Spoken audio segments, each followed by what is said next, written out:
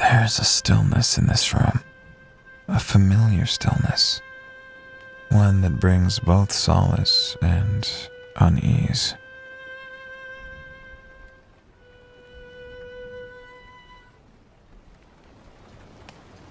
With its faded wallpaper, creaky floorboards, and that old ceiling fan slowly turning, it all seems untouched by time. Another relic from my past. Beneath me, the lower bunk of the bed still holds its old mattress, the springs now somewhat yielding under my weight. The sheets still have that same scent, a mix of detergent and mothballs. Above, the upper bunk is empty, as if waiting for its occupant. It was my brother's bed. He used to leap from the top, pretending he was a superhero or an astronaut entering a new world. Besides the bed is a small nightstand, holding a rusty old flashlight. Turning it on, the beam is weak but still functional. I remember the stories we'd tell each other under the covers with this very flashlight. Sometimes stories of what our futures might hold. There were nights when this flashlight was a tool to guide us through the house during power outages, or to signal to each other when one of us felt scared. It became a symbol of our bond, of our shared adventures. And now, holding it in my hand, it's hard not to think of those times when everything seemed simpler, when our imaginations were boundless. Yet, in the soft glow, I also recall my brother's deeper thoughts, his musings on life, his dreams.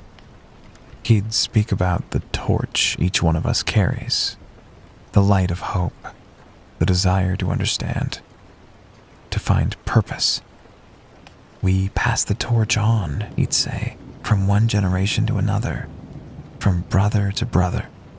I never quite understood what he meant back then, but now it feels like I'm beginning to grasp it.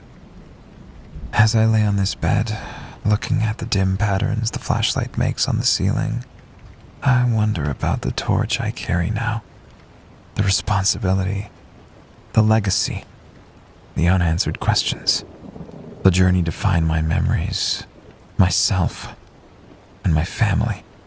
To understand our past weighs heavily on me. It's a torch I need to carry forward, regardless of where it might lead. There's a quiet whisper in the room, a gentle reminder of my brother's voice echoing from the past. Is he out there somewhere? Is he waiting for me to find him, to share in its light once more? I remember how he clung to it, like a symbol of his pragmatic approach to the unknown. Its metal is cool to the touch, the surface worn from years of use. I flick it on, and a beam of light cuts through the dimness of the room, illuminating corners long left in shadows. How many times did this light guide us through the imaginary caves of our childhood games? The light, steady and unwavering, much like my brother. He was the rational one, the grounded, the realist. And here I am, always chasing after shadows and dreams. This flashlight, it was his way of facing the world. Direct, clear, tangible. We were two halves of a whole, complementing and contrasting. I remember the night he first got this flashlight. It was a birthday gift. I teased him about it. What fun is a flashlight, I'd said. But he just smiled, that knowing smile, and said, sometimes the real adventure is in seeing things as they truly are, not just as you imagine them.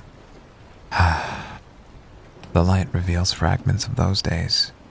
Each item, illuminated by this beam, takes on a new significance, a piece in the puzzle of who we were.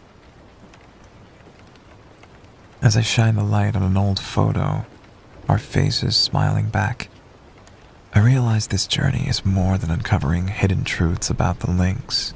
It's about rediscovering the bond I shared with my brother, about understanding the balance he brought to my life. I'll carry this flashlight with me, not just as a reminder of him, but as a symbol of the clarity I need. In its light, I'll find my way through the shadows of my past, through the mysteries of our family, and towards the truth. In its beam, I see not just where I've been, but where I must go. What? Above, on the ceiling, a scuttle attic? Could it be? I don't know if I can trust it, but I must keep searching. What awaits me up there?